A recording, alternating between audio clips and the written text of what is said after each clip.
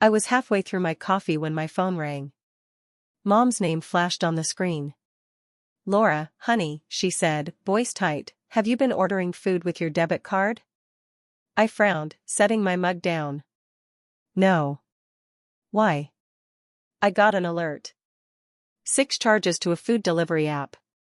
Over $300. Is that a mistake? My stomach sank. 300? That's not me. I opened my banking app, hands unsteady. There they were, 6 transactions over 2 weeks. Burgers, sushi, pizza, orders I'd never made. My dining plan covered meals, and I rarely used my debit card. Who could have done this? My mind landed on Jake, my boyfriend of a year. He knew my PIN, I'd shared it once, stupidly, when he needed cash. But stealing? Jake was intense, sometimes aggressive, but he wouldn't, would he? "Laura?" Mom's voice snapped me back. "You need to call the bank." "I will," I said, trying to sound calm. "I'll figure it out." I hung up, staring at the charges. Jake's face flashed in my head, his smirk, his quick temper. I didn't want to believe it, but he was the only one with access. I grabbed my jacket and headed to his dorm, heart pounding. I needed answers. At his door, I knocked hard. Jake opened it, leaning against the frame. "Hey, babe," he said, blue eyes scanning me. "What's up?" I took a deep breath. "Jake, have you used my debit card?" His face darkened. "What? You're accusing me of stealing?" "Someone used my card for food orders," I said, voice steady. "You're the only one who..." "Wow, Laura." He cut me off, stepping closer. "That's how much you trust me? Maybe some hacker got your card. Cancel it before they drain you." His anger felt off, too quick. "Maybe," I said, holding his gaze. "I'll call the bank." "Good idea," he snapped, slamming the door. Back in my dorm, I canceled the card, but doubt not at me. Jake's reaction wasn't right. I opened my laptop and messaged the delivery services support, requesting receipts for the charges. Hours later, an email arrived. I opened the attachments, and my breath caught. The name on every receipt, Jake Carter. The last order was placed 2 hours before I confronted him. He'd eaten food I paid for, then lied to my face. Anger surged through me. This wasn't a mistake. It was betrayal. The next morning, I marched to Jake's dorm, receipts burning in my mind. My hands shook, but I was done doubting myself. Jake had stolen from me, lied, and played me for a fool. Not anymore. I knocked, hard. Jake opened the door, smirking. "Back already?" "I have the receipts," I said, voice cold. "From the food orders. Your name's on them." His smirk faltered. "What receipts?" "Don't play dumb," I snapped, holding up my phone. "The delivery service sent them. Every order, Jake Carter. You used my card." For a moment, he froze. Then his face twisted. "You're snooping now? You don't trust me at all?" "Trust you?" I laughed, bitter. "You stole from me. Lied to my face." His eyes narrowed, fist clenching. "It was just food, Laura. You're making a big deal out of nothing. You weren't using the money." I stepped back, stunned. "Nothing? You took $300. And you think that's okay?" "You're overreacting," he hissed, leaning closer. "You always do." My anger flared. "We're done, Jake." He laughed, no warmth in it. "Done? Who do you think you are? You're nothing without me." I held his gaze. "Watch me." I turned and walked away, heart racing. Dumping him felt right, but his words echoed, "You're nothing without me." I'd trusted him, loved him, and he'd betrayed me. As I crossed campus, a chill settled in. Jake wasn't the type to let go. I'd humiliated him, and he'd want payback. By noon, I knew I was right. My roommate, Sarah, texted me, "Check Jake's Snapchat." I opened it, and my stomach dropped. His story showed a fake text convo, me begging him to take me back. Caption: Crazy ex trying to ruin my life. He was flipping the story, painting me as the liar. I called Sarah. "He's telling people I stole from him," she said. "People are talking." Fury burned through me. Jake wasn't just lying, he was trying to destroy me. But he'd made a mistake. I had proof, and I wasn't going to let him win. Jake's lies spread like wildfire. By lunch, friends avoided my eyes, whispering as I passed. Sarah showed me his Snapchat again, more fake texts, now with comments, "She's obsessed." Total psycho. My face burned. He was ruining my reputation. That night, my phone buzzed with texts from Jake. "You're pathetic. No one will believe you.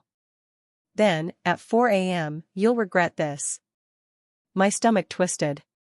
This wasn't just pettiness, it was a threat.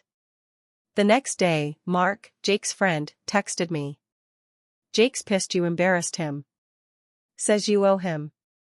Be careful." Owe him? For exposing his theft? I felt a chill. Jake wasn't backing off.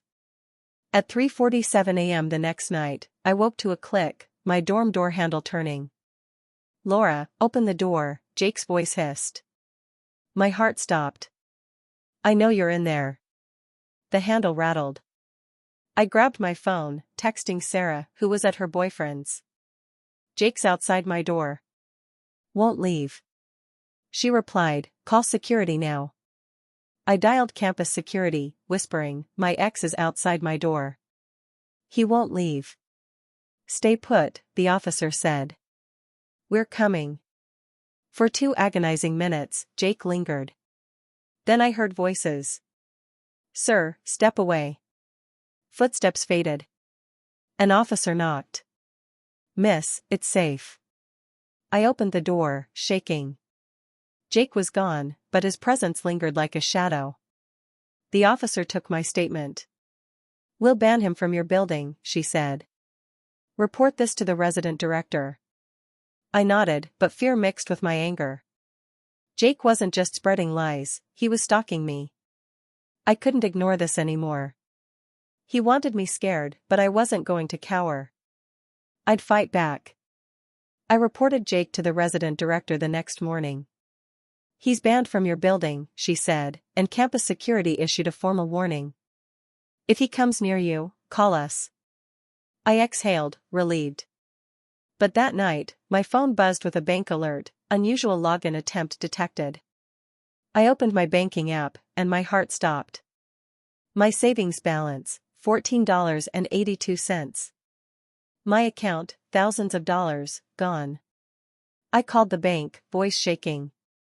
"I need to report fraud." The rep confirmed transfers to a digital payment app, flagged for investigation. I knew who did it. Jake. He'd stolen $300 before, but this? This was war. I told Sarah, who was furious. "He's unhinged," she said. "You need to nail him." "I will," I said, anger overtaking fear. Jake thought he could break me, but he'd just made a bigger mistake. I called the bank again, demanding details. "The transfers went to another user," the rep said. "We can't disclose the name, but we're investigating." I didn't need their name. I called Jake's bank, posing as a fraud victim. After some persistence, they confirmed the recipient, Jake Carter. Sloppy, stupid Jake, using his own account. I met with campus security again, showing the bank alerts and dorm incident report. "This is theft," I said. "He's already banned." The officer nodded. "We'll escalate this. He's looking at serious consequences." Jake had crossed a line, and I wasn't just protecting myself anymore, I was taking him down. I started gathering every piece of evidence, bank alerts, security reports, his threatening texts. He wasn't getting away with this. I wasn't stopping at security. Jake's honors program was his pride, his scholarship, his status. A misconduct report could ruin that. I gathered my evidence, bank records showing the $300 in savings theft, securities dorm incident report, screenshots of his fake Snapchat posts and threatening texts. I called my bank again, securing a fraud report with Jake's name as the recipient. Then I contacted his bank, confirming the transfers. Every document strengthened my case. At the university's student conduct office, I filed a formal report. Jake Carter stole from me, harassed me, and violated security rules, I said, handing over my folder. The officer reviewed it, face grim. This is serious. We'll investigate. I also emailed Jake's parents, politely detailing his actions, theft, harassment, fraud claims. I attached bank records and a security report. If his scholarship didn't get him, his tuition might. Days later, I saw Jake outside the academic office, shouting. She's lying. I didn't steal. The administrator stayed calm. We have evidence, Mr. Carter. I kept walking, heart pounding. Jake was unraveling, but I needed one more step. His threats, "You'll regret this," still echoed. I met with campus police, showing his texts and the dorm incident. I want a restraining order, I said. They nodded. With this evidence, it's straightforward. He won't be able to contact you. I was building a wall around Jake, brick by brick. He'd thought I was weak, but I was about to bury him. 2 days later, Sarah texted me a screenshot, Jake's academic profile, marked suspended. His parents pulled his tuition, she said. He's done. Jake's world was crumbling. The university's investigation confirmed my report, fraud, harassment, security violations. His scholarship was revoked, his honors status gone. His parents, furious, cut him off. Then came his final mistake. A campus forum post, ranting, "She's a liar, a psycho ex. I know where she lives." My blood ran cold. I screenshotted it and sent it to the police. By morning, the post was deleted, and Jake's student email was deactivated. Expelled. I met with campus police to finalize the restraining order. He's banned from contacting you, the officer said. If he tries, he's arrested. That night, my phone rang, unknown number. I answered, cautious. You won't get away with this, Jake hissed, voice shaking. I stayed calm. I already did. You took everything, he shouted, cracking. No, Jake, I said. You did that yourself. I hung up, heart steady. The restraining order was in place. Jake was gone, expelled, disgraced, alone. I'd won, not by sinking to his level, but by being smarter, stronger. A year later, I sat in the campus cafe with Sarah, sipping coffee. Life was good, graduation, an internship, a future I'd built myself. Jake was a distant memory. Ever wonder about him? Sarah asked. I shrugged. Not really. Mark had texted months ago. Jake tried another university, but his expulsion followed him. Rejected. His lies, his theft, his threats, they'd caught up. I felt no pity. He'd earned it. The rumors he'd spread faded. Friends apologized, Emily, Dylan, admitting they'd been wrong. The campus forum post about his expulsion was the final nail. Honor student caught in fraud scandal. Jake was gone, his reputation dust. I'd won, not by destroying him, but by refusing to let him destroy me. I fought his lies, his theft, his intimidation. I stood my ground, and that was enough. As Sarah and I left the cafe, I smiled. The weight of Jake was gone. My life was mine, and I was free.